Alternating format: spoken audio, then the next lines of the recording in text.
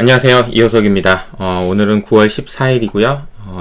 이효석의 아이디어 아침에 시작하도록 하겠습니다. 어제는 배경을 바꿨는데 반응들이 좋으셔가지고 저도 이제 당분간은 이 배경으로 연휴 전까지는 이 배경으로 좀 말씀을 드려보도록 하겠습니다. 오늘 사실 이제 제가 아침마다 이렇게 그 준비를 조금씩 하는데 대략 한 1시간 정도 준비를 하고요. 어떤 얘기를 해드릴까 이렇게 1시간 정도 준비를 하고 하는 과정에서 제일 이제 어려움을 겪는 시간이 제목을 정하는 시간이에요. 그래서 맨날 제목을 정해야 되니까 쉽지가 않은데 오늘은 무슨 얘기를 할까 하다가 이제 인터넷에서 이렇게 찾아보다 보니까 이 그림이 딱 좋은 것 같아서 이 그림은 보면은 엄청 큰 체인지가 엄청 큰 찬스가 된다라는 거잖아요. 어떻게 보면은 지금 현재 우리가 보고 있는 이 상황은 뭐라고 해야 되나 이런 말 하면 좀 약간 그 사기꾼이 될 가능성이 높아가지고 좀 조심스럽긴 하지만 대변혁기잖아요. 엄청나게 큰 변화들이 일어나고 있는 상황인데 이게 어떻게 되는 거지? 도대체 이거 뭐지? 이렇게 하고 있는 게 아니고 잘 이렇게 관찰하고 이게 어떻게 될 것 같다라고 생각하면서 대응을 하면은 좋은 기회들이 있다. 큰 기회가 있다라는 거죠. 빅 체인지가 빅 찬스다라는 겁니다. 그래서 오늘은 그 내용에 대한 이야기를 좀 해보겠습니다. 제가 오늘 이 짧은 시간 동안에 답을 드릴 수 있을 거다. 그렇게 생각하시는 분은 없겠죠. 제 채널에 이 영상을 봐주신 분 중에 그렇게 생각하는 분은 없을 겁니다. 다만, 고민해 보시죠. 같이. 왜냐면 저도 모르니까요. 저도 모르고 누가 알겠습니까? 그러나 집단 지성 그리고 제가 어쨌든 열심히 해가지고 제가 생각하는 부분은 다 말씀을 드리는 걸로 하겠습니다. 어제 시장은 다우가 최근에 이제 나스닥이 조금 아웃퍼폼하는 모습 보였지만 어제는 이제 다우가 많이 올랐습니다. 다우가 0.7% 반등했고 나스닥은 그렇게 큰 반등을 하지 못했습니다. 그리고 S&P는 0.2% 정도 상승했고, 뒤에 이제, 종목별로 이렇게 보면 좀 더 명확하게 나오는 게, 제일 많이 오른 쪽이, 웰스파고, 지난번에 엄청 많이 빠졌다고 말씀드렸던 은행주, 그리고 여기에 헬스케어 중에서 일부 종목, 그리고 에너지 종목들, 엑슨모빌, 쉐보론, 이렇게, 그리고 GE, 그러니까 이쪽 부분이 좀 안 좋았다가 최근에 이제 반등하는 분위기고 이거는 글로벌리 나타나고 있는 현상인 것 같아요. 그리고 이제 반도체 중에서도 이제 인텔이 올랐다는 얘기는 약간 그동안 못 올랐던 종목들 올라가고 있는 구간인 것 같습니다. 그리고 반도체 장비주들 올랐고요. 마이크론도 1.1%대 올랐습니다. 사실 우리 메모리 반도체는 그동안 못 올랐던 글로벌리 봤을 때도 가장 못 올랐던 마이크론 이 반도체 이 섹터가 여기가 반도체거든요. 이 반도체인데 아마 거의 얘가 제일 못 올랐을 거예요. 못 올랐던 애들이 좀 좋다. 그러니까 우리나라 입장에서는 삼성전자 하이닉스가 좋은 거예요. 지금 상황에서는 나쁜 게 아니에요. 주가 측면에서는 상황은 펀더멘탈 아직 이제 더 좋아져야 되겠지만 주가 측면에서는 그렇다. 라고 말씀드릴 수 있을 것 같습니다. 뉴스 한번 먼저 좀 볼게요. 일단은 미국 국채 가격은 상승했다. 그러니까 이제 금리는 조금 소폭 내렸다라는 얘기고요. 8월 CPI가 어떻게 나올지를 대기하는 모드다. 그리고 FOMC 9월 FOMC는 우리 이제 추석 연휴 기간 동안에 있습니다. 그래서 이제 추석 연휴 기간 동안에 FOMC를 걱정할까요? 기대할까요? 생각해 보면 걱정을 더 많이 할 것 같아요. 둘 중에 하나를 선택하라고 하면 그러면은 이런 부분들이 반영이 되니까 추석 연휴 기간에는 항상 오히려 연휴 이후에는 좀 주가가 좋을 수 있었던 그 전보다. 왜냐하면 걱정하시는 분이 많겠죠. 3일 동안이나 쉬는데 그 안에 무슨 일이 일어날지 나는 그냥 주식 안 들고 있을래 라는 사람이 훨씬 더 많습니다. 그러니까 특별한 일이 없으면 추석 때 주식을 들고 계시면 그러니까 이번 주 말고 이번 주 끝나서 금요일날 주식을 들고 계시면 아주 특별한 일이 없으면 리먼 사태나 이런 게 없으면 더 이익을 보실 가능성이 높다. 이라고 말씀드리고. 자, 뉴욕전에서 발표하는 1년 후의 소비자 물가 기대가 5.2%로 역대 최고치를 기록했다는 소식이 있습니다. 야, 이것도 이제 이 말씀을 좀 드릴 말씀이 있는 것 같네요. 그리고 미국 증시의 새로운 복병은 세금 인상. 그래서 연말까지 가장 큰 위험 중에 하나다라고 얘기했고, 어제 이제 관련돼서 민주당에서 3.5조 달러 지출한 재원을 위한 증세안이 공개됐습니다. 이 증세안이 어떤 식으로 통과되는지도 상당히 중요하겠네요. 그래서 어떻게 됐는지를 기사를 한번 잠깐 보면요. 법인세율을 26.5%로 제한을 했습니다. 원래 당시에 이제 이게 내용을 보면은 법인세를 21%에서 26%로 높였어요. 인상하는 법안이 올라간 겁니다.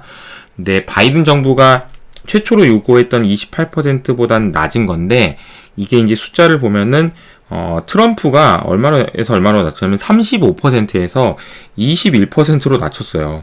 그러니까 이게 진짜 트럼프가 많이 낮춘 거예요. 35에서 21%로.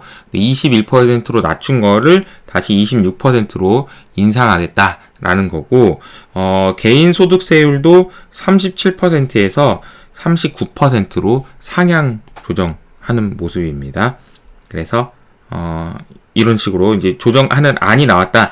이게 이제 통과될지 여부를 저희가 이제 제가 계속 말씀드리고 있는 부채 한도 이슈와 맞물려서 같이 한번 생각을 해보시고, 그리고 통과되는지를 지켜보셔야 된다는 겁니다. 그리고 이제 또 하나는 1년 반 만에 뉴욕 교실이 꽉 찼다. 그래서 학교 가는 친구들이네요. 이렇게 학교 가고 정말 붐비는 그런 모습을 보이고 있습니다. 우리나라도 이제 곧 이렇게 되는 날이 빨리 오기를 바랍니다. 그러니까 US 오픈 얘기도 많이 하시던데, 주변에서 사람이 꽉 찼다고. 그래서 그런 날이 빨리 왔으면 좋겠네요. 그리고 이제 그 전일 리뷰인데요. 오늘은 좀 이런 형태로 한번 해보려고요. 자, 뭐냐면은 이거는 코스피인데, 코스피 총 상위 종목들의 시가총액을 쭉 이렇게 한번 보겠습니다. 삼성전자가 450조입니다. 450조인데 1.2% 올랐고요. 하이닉스 77조, 네이버가 70조까지 올라갔다가 이제 60조대 후반 67조가 되고, 카카오도 70조 넘었고 네이버를 넘어섰다가 다시 이제 55조까지 내려왔습니다. 삼성바이오가 60조고요. 그리고 이제 LG화학과 SDI도 이 두 개의 싸움도 흥미롭죠. 53조, 50조 수준에서 왔다 갔다 하고 있는 상황. 지금은 이제 LG화학이 50조면 너무 싸다 해가지고 지금 올라오는 구간인 것 같습니다. 그리고 이제 카카오와 카카오뱅크인데요. 카카오뱅크는 30조까지 빠졌네요. 그러니까 지금 이게 카카오뱅크가 40조까지 올라갔다가 30조까지 내려온 상황이고요. 포스코는 반대로 이제 최근에 좀 반등하면서 32조까지 올라온 상황입니다. 자, 그리고 밑에 이제 뭐 종목들 중에서는 뭐 그렇고요.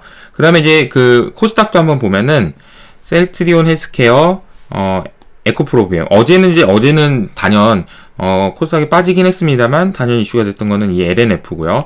이 LNF가 5조 원대까지 올라왔습니다. 야, 이게 참 제가 그 운용하기 전에, 그러니까 재작년까지 운용했으니까 참 LNF 탐방도 많이 가고, 대구인가요? 구미에 있나요? 뭐 이런 진짜 만나기도 어려운 그런 회사였었는데 정말 5조 원의 시가총액까지 올라왔네요. 그리고 이제 에코프로 BM도 9조네요. 코스닥 시총 2위. 야, 정말 대단한 변화들이 일어나고 있습니다. SK 머티리얼즈, 그리고 이슈가 되는 리노공업이나 천보 이런 회사들도 선별적으로 많이 올랐습니다. 결국은 이제 전기차라는 팀이 계속 유지되고 있는 것 같고요. 그렇습니다. 이러니 저러니 하지만 결국 성적이 많이 나오는 데서 주가가 오르고 있다라는 거고요. 자, 미국 이거는 상해입니다. 상해 종합지수에서 페트로차이나가 6% 상승했고요. 그리고 석유화학, 중국 석유화학, 그리고 신화에너지 등등 결론적으로 보면은 많이 오른 종목들은 화학, 철강 이런 시크리컬한 회사들이 상해 종합지수에서 반등하고 있고, 아까 말씀드린 미국에서도 반등이 지금 나오고 있다. 이쪽 부문에서 반등이 나오고 있다. 국내에서도 아마 그런 흐름들이 예상됩니다. 그리고 알리바바 그룹 홀딩스가 어제 이제 또 안 좋은 뉴스가 나오면서 6% 하락하면서 시가총액이 460조까지 내려왔네요. 알리바바가 정말 많이 내려왔네요. 이러다 이제 아까 제가 보여드렸던 삼성전자랑 비슷해지겠어요. 죄송합니다. 이게 너무 왔다 갔다 하네. 내일부터는 좀 다르게 해야 되겠다. 그리고 나서 야오밍 바이오도 많이 빠졌고 안타스포츠 많이 빠졌습니다. 그러니까 지금 홍콩보다는 중국 상해 증시가 더 좋은 환경이 이어지고 있다는 걸 말씀을 좀 드렸습니다. 자, 이거는 오늘은 빅 찬스, 빅 체인지 뭐 이런 얘기를 드리기로 했으니까 제가 이제 오늘 아침에 일어나서 자, 이충재님이라고 저희 페북 친구인데 패친입니다. 패친. 이분은 이제 옛날에 이제 여의도에서 애널리스트를 하셨는데 참 이분이 쓴 글을 읽을 때마다 뭐 어떤 생각이 드냐면 야, 나는 왜 이렇게 글을 못 쓰지? 뭐 이런 생각이 듭니다. 진짜 한번 읽을 때마다 맞아 이런 생각을 하게 만들고 참 굉장히 새로운 접근들도 많이 하고 재밌는 얘기를 많이 합니다. 그래서 저도 읽을 때마다 참 좋은데 못 읽으신 분들이나 이런 분들이 있으면은 페이스북에 이충재 하시면 나와요. 예. 이분의 쓴 책의 이제 이 나름대로의 어떤 보고서의 제목은 이건 거죠. 높은 가격을 치료할 수 있는 가장 좋은 방법은 높은 가격이다. 뭔 소리야 이게? 그러면서 이제 중얼중얼 이렇게 많이 썼는데 그 내용들이 어떤 내용이냐면요. 진짜 좋은 내용이고요. 이 내추럴 가스, 미국의 천연가스에 대한 이야기입니다. 천연가스 가격이 뭐 2012년부터 지금까지의 움직임인데 이런 식으로 지금 올라가고 있고 사실은 보통은 겨울에 올라요. 겨울에. 자, 이게 겨울에 오르죠. 겨울에 오릅니다. 겨울에. 여기도 마찬가지 겨울에. 근데 지금은 여름인데도 오르고 있다. 특이한 현상이고 이런 현상들이 왜 일어났는지 그리고 어떤 변화들이 있는지를 제가 이제 요약을 했습니다. 설명을 한번 드려볼게요. 이걸로 해가지고 설명을 드려볼게요. 제가 아침에 요약을 했는데 가격이 높아지면 이건 이제 교과서에 나온 건데 가격이 높아지면 어떤 변화가 생기죠? 수요가 감소합니다. 제가 늘 말하는 거죠. 짜장면 가격이 2만원이 되면 안 먹어요. 안 먹습니다. 그리고 공급이 올라갑니다. 야 2만원이나 내 짜장면이? 그럼 나도 짜장면 만들어야지? 이러면서 이제 공급이 올라가죠. 그러면서 어떻게 되죠? 가격이 낮아집니다. 자, 인플레이션에 대한 이야기는 여기서 이제 이야기 되는 거죠. 낮은 가격. 그런데 낮은 가격이 되면 수요가 증가합니다. 네. 야, 이렇게 싸졌어? 짜장면이 이제 2,000원밖에 안 해? 그러면서 이제 사먹는 거죠. 사먹으면 이제 어떻게 되냐면 공급은 줄어들죠. 아유, 이거 짜장면 2,000원짜리 만들어와야 아무 소용도 없네. 안 만들어. 그러면서 이제 다시 가격이 올라갑니다. 이런 게 이제 자연스러운 메커니즘인데 이런 게 잘 적용되는 게 이제 짜장면이다. 아니면은 이렇게 제가 이제 입고 있는 이런 옷 같은 경우에는 그렇게 적용이 되는데 문제는 이제 저장이 잘 안 되는 운반도 잘 안 되는 이런 제품들이 있어요.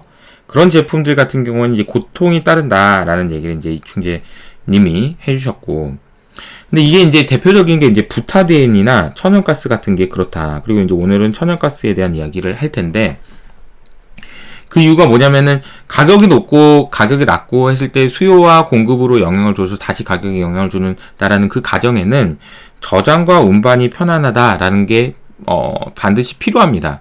왜냐하면 이쪽에선 싼데 이쪽에선 비싸네? 그럼 일로 보내야 되겠다 하면서 가격이 이렇게 안정되고 이런 모습이 보이려면은 이런 게 필요하다라는 거죠.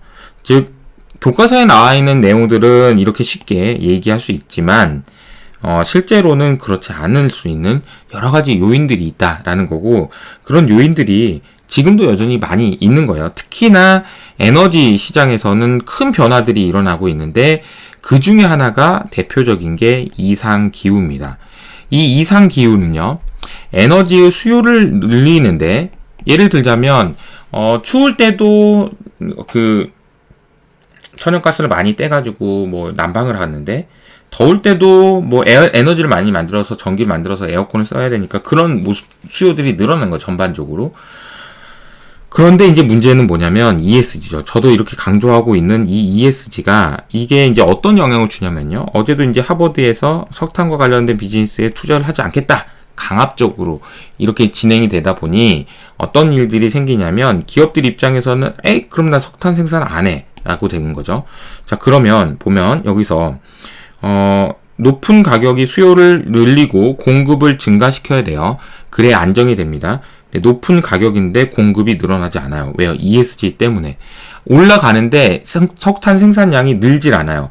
대표적인 계기가 또 이제 리그 카운트라는 건데, 이거는 미국에서 셰일가스 관련돼서 유가가 올라가면은 셰일가스, 그러니까 그 리그 구멍을 막 더 뚫는 거예요. 기름을 캘 수 있는 구멍을 더 뚫으면 기름이 더 많이 나오는 거죠. 그러면 또 다시 가격이 안정이 되고 그런 모습이 보여야 되는데, 이 리그 카운트도 늘지 않습니다. 왜냐하면 ESG 때문에요. 니네 그거 이제 그만 투자해 라고 얘기하다 보니 ESG 리그 카운트가 줄지 않는다. 그런데 만약에 지금 뭐 천연 우리가 신재생 에너지 이런 부분이 충분히 보급이 돼 있어서 에너지가 안정적으로 이렇게 진행되고 하면은 문제가 없는데, 이쪽에서는 꼭 끊어졌는데 가격이 너무 올랐어. 근데 이쪽에서는 아직 준비가 안 됐어. 재생에너지 쪽에서는 충분한 에너지가 생산되지 않아. 게다가 소비는 이상기후 때문에 더 많이 늘어. 이렇게 되다 보니까 수급의 밸런스가 깨진 상황이고, 그러다 보니까 최근에 나타나고 있는 현상은 중국 기업들 중에서도 석탄 가격이 많이 올라가고, 이 석탄을 베이스로 하는 회사들이 또 가격이 또 많이 주가가 좋은 그런 현상들이 나타납니다. 그리고 이제 천연가스, 그리고 유가가 연결되는 것도, 천연가스가 가격이 올라가면, 이 천연가스 하느니 이게 기름 떼서 할래 라는 게 이제 경제적이라는 얘기가 나오는 거고, 그러다 보면은 또 다시 우리가 이제 제가 이게 지금 말씀드린 거 있는 얘기가 이게 무슨 얘기냐면요, 원래는 여기 있는 요걸 해결이 돼야 돼요. 높은 가격으로 모든 게 해결이 돼야 된다. 그러나 이게 지금 현재 여러 가지 이유들 때문에 가격으로 해결되지 않는 이유가 생겼는데, 그 이야기는 역설적으로 ESG 때문이라는 거죠. 그래서 이런 변화들이 참 지금 단기적으로는 적어도 얼마나 이 문제가 해결되기 전까지는 이슈가 계속 될 수밖에 없다라는 생각이 좀 듭니다. 천연가스 가격도 언제 진정이 될지 이런 걸 좀 봐야 될 것 같고요. 이게 마치 제2의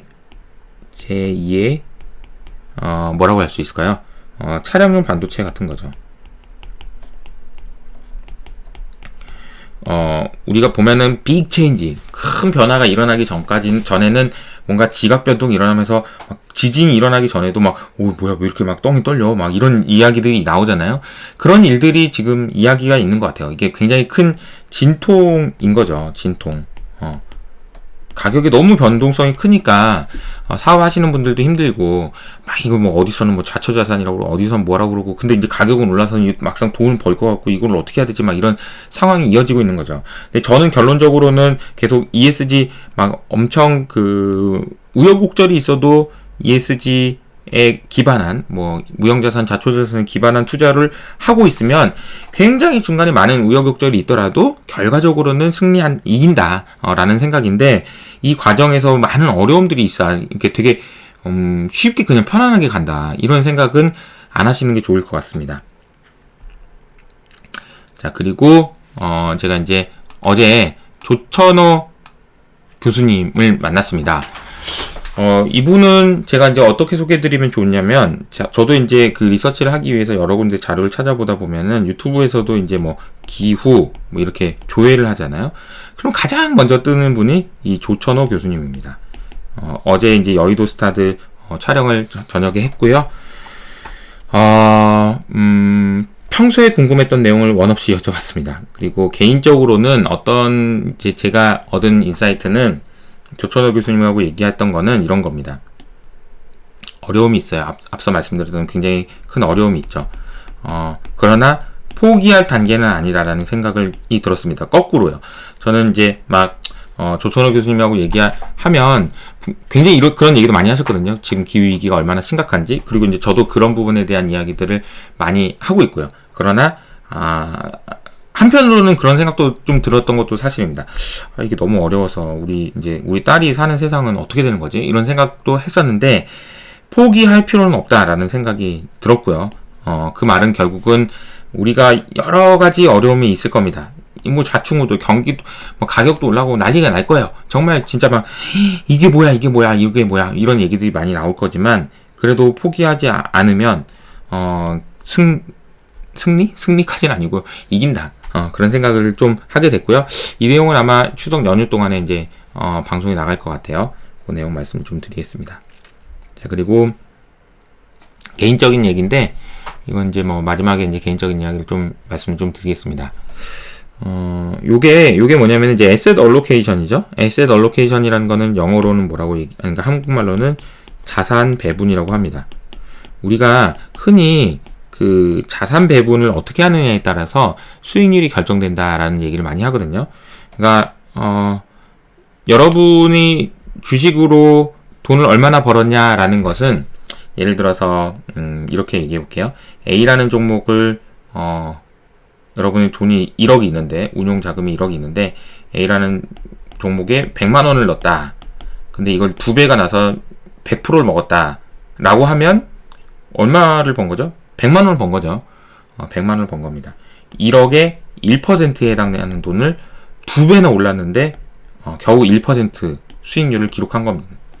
그런데 100만 원 이거 안 하고 그냥 나 주식을 이때쯤 한번 사볼까? 그래가지고 예를 들어 5천만 원을 샀다고 해볼까요?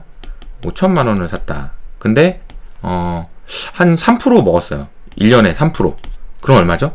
5천만 원에 3%니까 1.5%죠. 5천만 원에 3%니까 10%면 500만 원이고 3%면은 150만 원. 150만 원. 그러니까 이것보다 더 많이 버는 거잖아요. 이건 2배를 먹었고 이건 3%를 벌었는데도.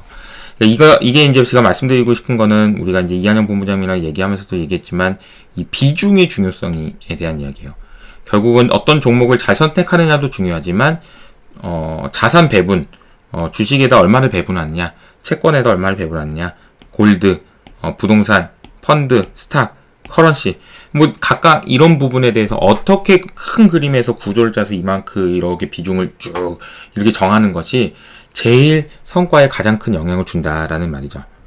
이 얘기를 왜 장황하게 왜 했냐면 우리 인생에서는 운용에서는 에셋 얼로케이션이 제일 중요한데 우리 인생에서는 사실 이 잡 얼로케이션이 제일 중요합니다.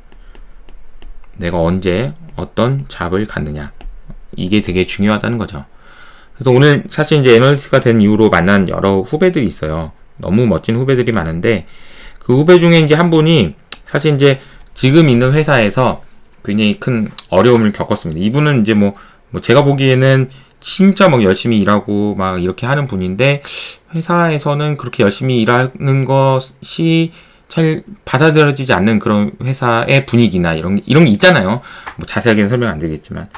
그래서 되게 힘들어하는 모습을 많이 봤는데 어제 이제 다른 이제 좋은 자리로 이직을 하게 됐다라는 소식을 듣게 돼서 좀 제가 되게 기쁘기도 하고 마음이 참 좋아서 축하해드린다는 말씀을 좀 드리겠습니다. 그분의 제가 어제도 이제 카톡으로 보내드리고 그랬는데 축하합니다. 그리고 또 한편으로는 아직도 이제 그런 포지션, 좋은 자리들이 남아있고, 좋은 사람들끼리 일할 수 있는 곳이 있다라는 게 참 다행이다라는 생각도 좀 들었습니다. 이거는 좀 개인적인 얘기인데, 오늘 요걸 이렇게 해서 마무리를 하도록 하고요.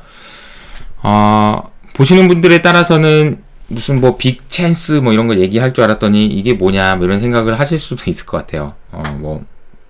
뭔가 대단한 걸 얘기해 줄 것처럼 막 하더니 별거 없네? 이렇게 생각할 수 있죠. 근데 뭐 저는 아직도 지금 에너지와 관련된 뭐 제가 생각하는 거는 여러 차례 말씀드렸지만 에너지와 관련된 기후와 관련된 이런 변화들 그리고 이제 뭐 인구, 유전자 이런 부분들 그리고 또 하나는 데이터, AI 이렇게 큰 세 가지 축에서의 변화들이 지금 진행되고 있는 것 같아요. 이 과정을 잘 이해하는 것이 너무 중요할 것 같고 이 과정에서 큰 변화들이 일어나고 있으니까 저는 그 변화들에 맞춰서 조금 더 빨리 공부하고 조금 더 빨리 이해해서 여러분들한테 알려드리는 게 제 역할이라고 생각하고 열심히 하겠습니다. 오늘 하루도 좋은 하루 되시고요. 가끔 이제 오늘 요즘에 하늘 이렇게 보면은 진짜 날씨 좋던데 좋은 하루 되시기를 바라면서 마무리하도록 하겠습니다. 감사합니다.